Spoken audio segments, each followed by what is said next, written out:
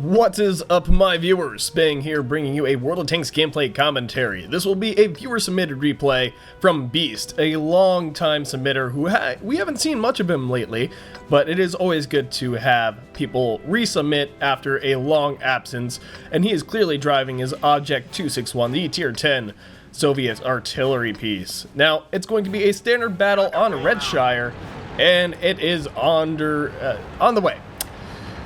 Right now, mostly Tier 10 match, few Tier 9s per team, and then a Tier 8 for either team. It looks like, yes, a T-54 lightweight and a T-49 for the enemy team. So, a couple light tanks to function as scouts, and a lot of heavy tanks for both teams, it looks like, maybe? Okay, so we have 3 heavies for the enemy team, 3 good TDs. The E4 is kind of a heavy, got a 268 as well. Some good artillery piece. I mean, that Conquer gun carriage, definitely something to be feared. And T-49 is spotted, looking like Beast here wanting to eliminate it. He's driving away, though, in a bit of a straight line. Beast trying to lead it, swerving a little bit, so good maneuvering by that scout tank, and trying ever so desperately, taking a blind shot, and he nails him. So good prediction as well. That shot actually went more or less exactly where he aimed. So he does get the blind shot, and it was an intentional blind shot. So very well done on Beast's part right there. And RNG always has a factor in it when it comes to artillery. It just because you aim in the right spot doesn't mean your shells by any means will go to where you want them to. Now focusing on the T-110E4, a Puma player. In fact, there is a Puma platoon on the enemy team, and it looks like there's a Puma player on Beast's team as well.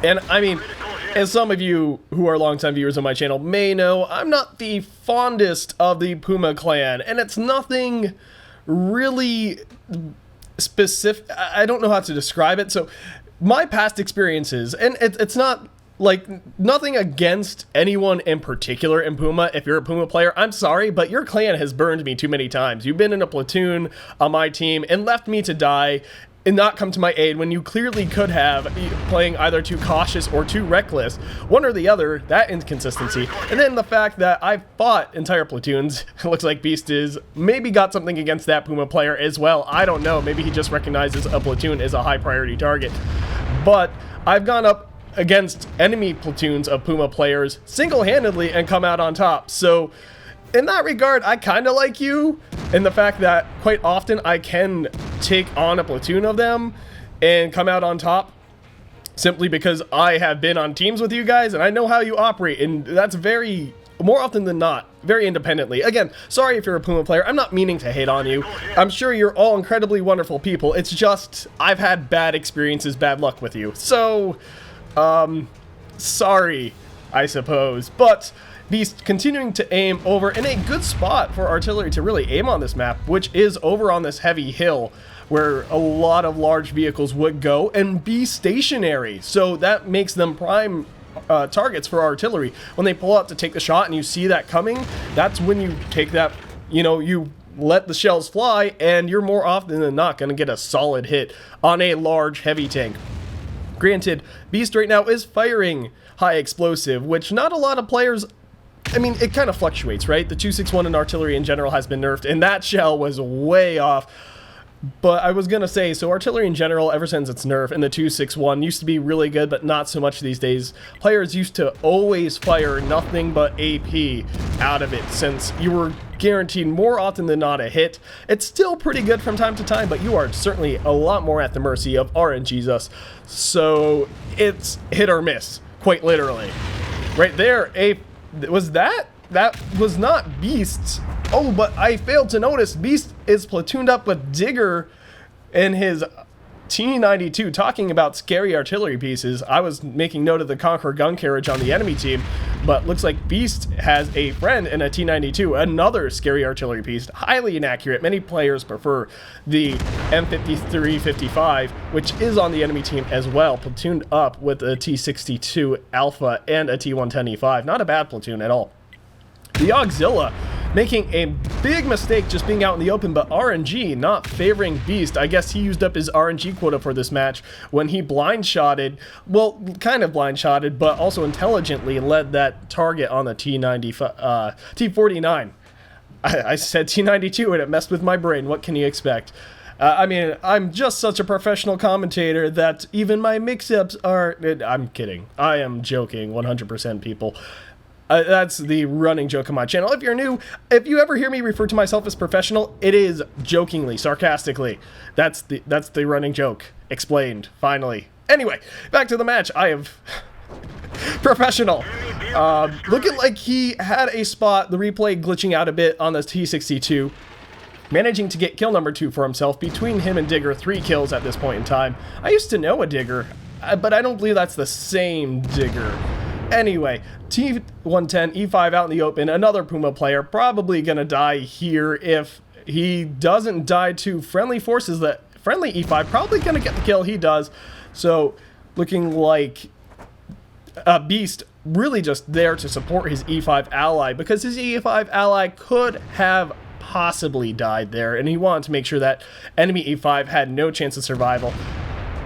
Good call, bad call. Probably a bit better if he would have been aiming elsewhere on the map. I think it's safe to say. Conqueror gun carriage gets spotted and immediately taken out by that IS-7 who was clearly aiming in that direction. And the Obj.261, one of the last remaining enemy vehicles getting taken out. All that remains are 2 artillery pieces. So this match is all but wrapped up. But man, that blind shot definitely being the highlight of this match for sure. A very well executed, you know, artillery leading a target after being unspotted. I've done that on occasion. And like I said, of course you're going to be at the mercy of RNG, but all you can do is lead the target and hope your shell goes where you intend it to. And sometimes RNG does favor you. You'll take a shot at where you think the enemy tank will be. Your shell goes wide or far, and it still manages to hit because the enemy tank took an unexpected maneuver. So it can be favorable. Looking like the 54 lightweight does spot that artillery piece. Will Beast get the kill? He does not. He gets a little bit of splash on it, but nothing to really write home about. Again, that's the thing with artillery a lot of times, especially since they nerfed the splash damage as well way back when. You'll get a splash on someone, but it won't do anything. It won't even damage a module. So the T-54 lightweight looking like he's going to get himself some kills. The 53-55 getting some, a final defiant shot off, but I don't think he actually hit anything, and he will die. And looking at these post-game stats, we see that, in fact, he did splash the 53-55, but again, like I said, for nothing significant. Getting Mastery Badge 2nd class.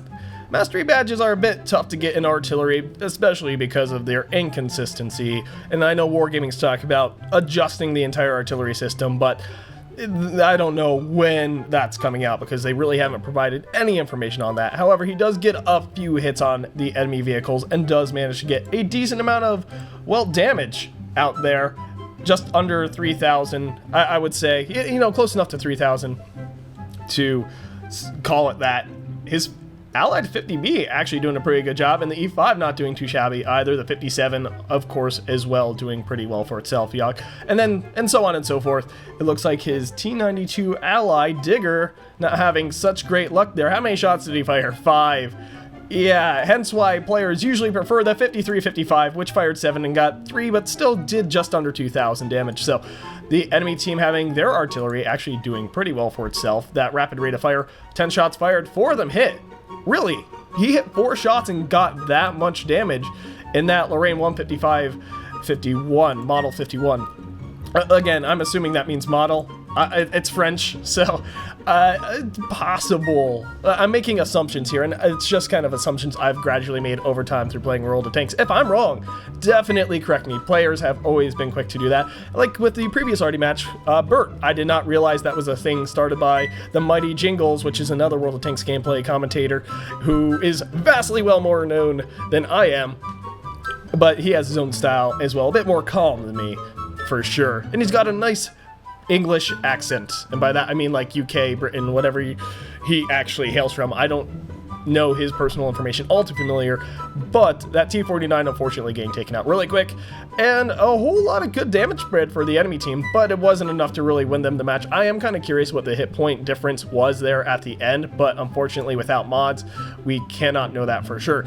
And this is a rare sight. Wow, earning a profit actually as a tier 10 artillery.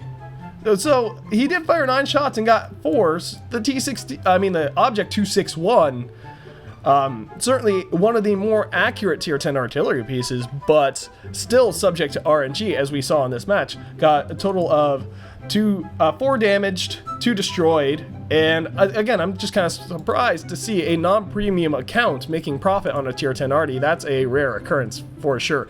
And again, artillery, always up to RNG. It's like you have an RNG quota, and once you hit it, it just completely screws you over. It's either you have good matches or bad matches, or you have a good start to the match, and then it's terrible for the rest of it, or it's so random.